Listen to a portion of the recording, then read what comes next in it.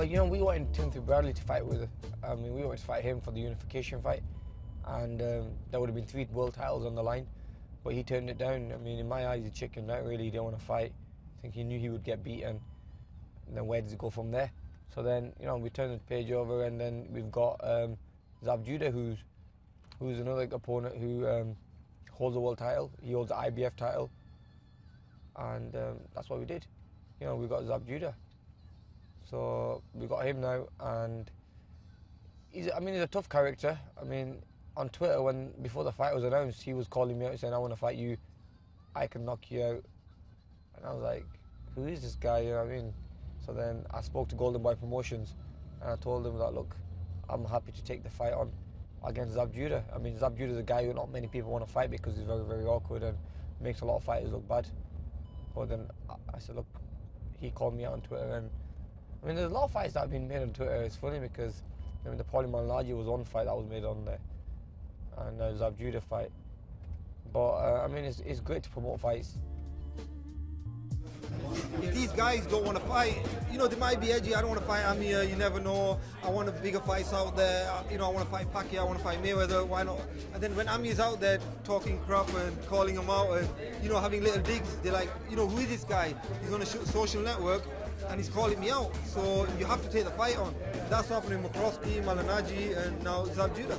I think it's a great tool for promotion, Twitter, Facebook, any social media like that. Because a lot of fans, he uses it to communicate with fans.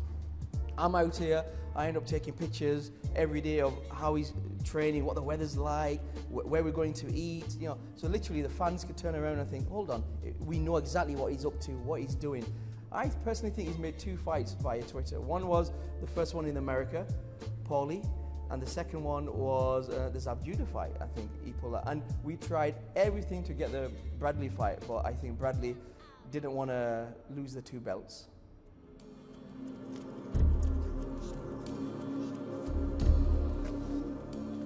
In the morning, you know, we do strength conditioning. Morning starts at 5 a.m. You get off, you're in your uncomfortable zone. You just have to push yourself. Your body's asleep, so when you do push yourself, you wakes your body up and everything. And like I said, you're in that uncomfortable zone. But with Alex, I mean, he puts you through a lot of hard training. I mean, the pace we have to go through and we have to put into the morning sessions are brutal. Freddie Roach himself says, you know, fighting is 80% conditioning. You could have the best program, the best style, the best strategy, but if your conditioning is crap and you can't execute it, then it doesn't matter. In Santa Monica, the steps are very hard. I mean, you got 200 steps going up, and then you run to the next steps, which is you go down and it's about 100 and I think it's about 150 going down. I mean, you don't want to fall from the top.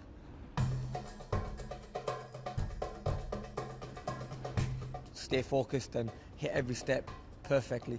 But that's all for lower body. So when you take a good shot, your legs are going to keep you standing. When you get in the later rounds and your legs start feeling tired, I mean, your legs are going to be strong. So we work on stuff like that. Everything we do is for the fight. I mean, purposely for the fight. And the steps are, you know, we do it single steps, halfway, then double steps, and your legs start burning. And because it's so early in the morning, like I said, it's a shock to your system. But this is what makes you a champion.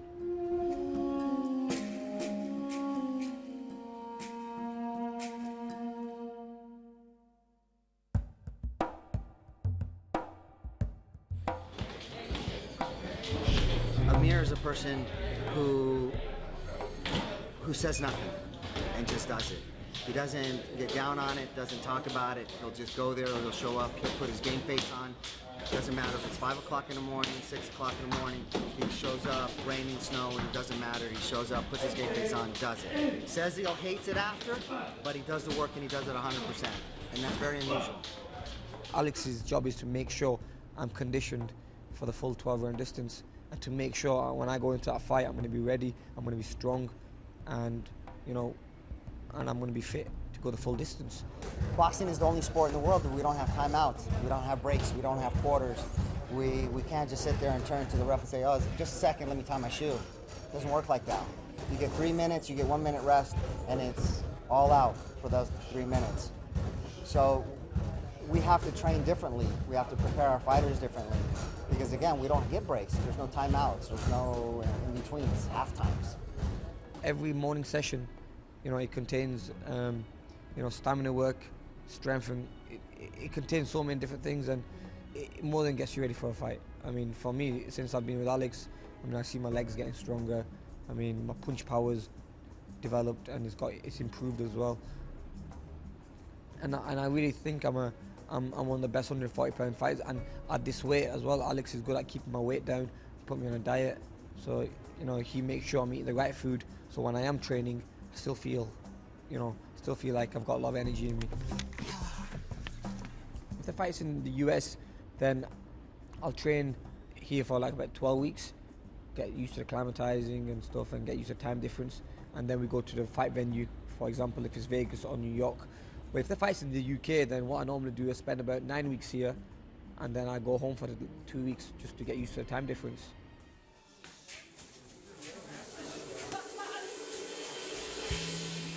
I rate the likes of David Haye. I think he's a great champion. I mean, you got Carl Froch, another great champion. Both conditioned well there. Outside of Britain, you've got the likes of Mayweather, Manny Pacquiao, who train very, very hard. And there's only a very few up-and-coming fighters. You've got myself, and you've got Victor Ortiz, and you've got Donaire. I mean, other than that, to be honest with you, there's very little fighters in the world who have a high, you know, good popularity and who have a lot of fans around the world. And now I'm very fortunate to have so many fans around the world. Wherever I go, you know, people know who Amir Khan is, and maybe that's the reason why I've got something like Twitter. I like to keep my fans posted. I like to speak to them and, you know, tell them how training camp's going and what I'm getting up to and stuff. Just, you know, living the life of Amir Khan. Freddie's had about 25 world champions. Currently, he's got about 3 world champions. He looks after me, Manny Pacquiao, and Cesar Chavez. So, you know, we've got a good camp, and for me to train with someone like Manny Pacquiao is only going to inspire me. It's only going to make me train harder. It's going to push me, because Manny is the pound-for-pound best fighter in the world, and if I can even learn a little bit off him, it's going to take me a long, long way. A lot of people ask me about me and Manny Pacquiao. The reason me and Manny will never fight is because Freddie Roach trains me, he also trains Manny Pacquiao. Alex Ariza trains me, and he also trains Manny Pacquiao. So I'm not going to really separate the team. I mean, you know, I'm not going to put Freddie and Alex in that position where they have to pick. I'm sure there's other fighters out there who I can fight. The likes of Floyd Mayweather, you've got Zab Judah, who I'm fighting next, and you've got Miguel Cotto and them guys out there. There's some super fights out there for me, and like I said, in the next 12 months, I think a fight with someone like Floyd Mayweather will be huge, and having him come to England will be even bigger.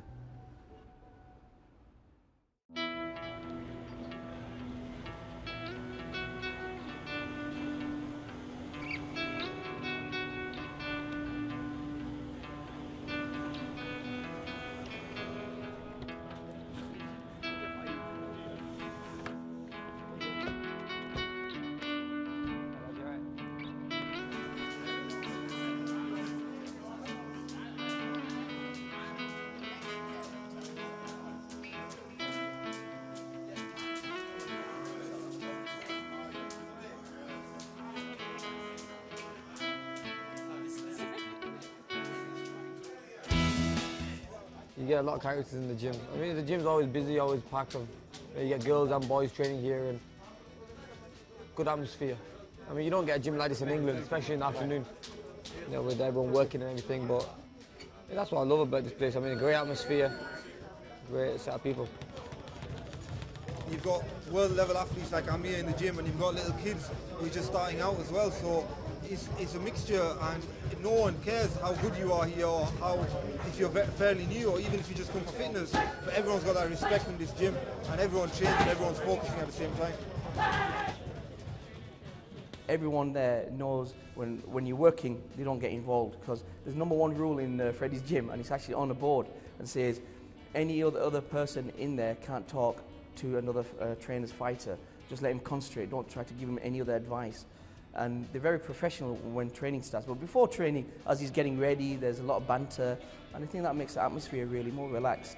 Whereas I think in England, when it was just him in his own gym training, it was just excluded. And boxing is a very lonely sport, but he's lucky to be around people that, you know, encourage him, you know, motivate him.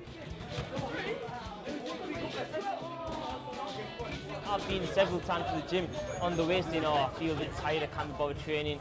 But when I get in the gym, the smell of the smell of the gym, and then just getting used to the atmosphere, all the coaches having a laugh with you, it's amazing how they get along with you.